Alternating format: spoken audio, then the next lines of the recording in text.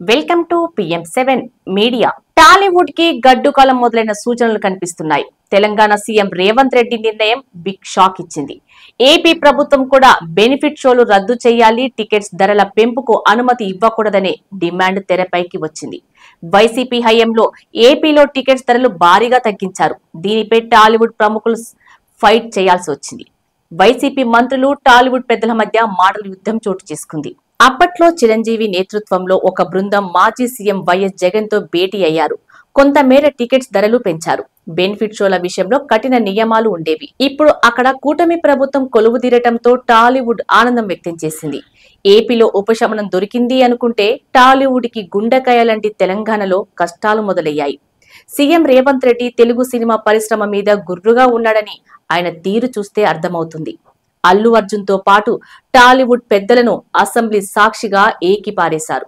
పరుష పదజాలంతో దుయ్యబట్టాడు. ఇకపై తెలంగాణలో బెనిఫిట్ షోలకు అనుమతులు ఇవ్వము, టికెట్స్ ధరల పెంపు కూడా ఉండదని స్పష్టం చేశాడు. ఇది పెద్ద కుదుపు.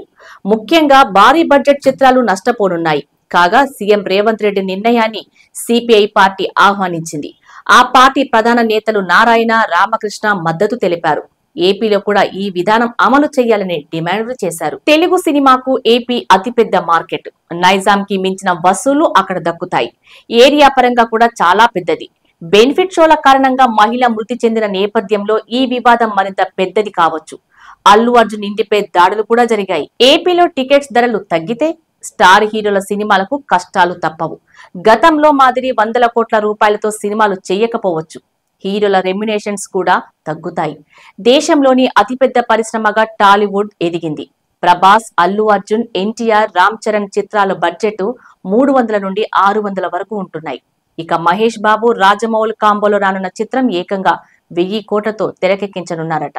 ఇక టికెట్స్ ధరల పెంపు, ప్రత్యేక షోల అనుమతి లేకుండా ఇలాంటి భారీ చిత్రాలు బాక్సాఫీస్ వద్ద వసూలను రాబట్టడం చాలా కష్టం. తెలుగు ఇండస్ట్రీ ఇప్పుడిప్పుడే తన సత్తాను పాన్ ఇండియా సినిమాలతో చాటుతుంది.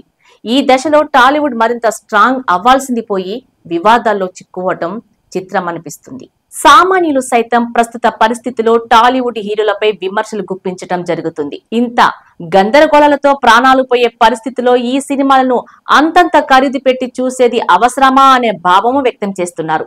ఇక పెద్ద హీరోలు సినిమాలు భారీ బడ్జెట్ తో సినిమాలు తీస్తే వాటిని సామాన్యులు దూరంగా ఉంటే అభిమానులే తమ సొంత డబ్బులతో కోట్ల రూపాయల కలెక్షన్లు ఇవ్వాల్సిన పరిస్థితి ఏర్పడుతుంది అంటున్నారు సామాన్యులు.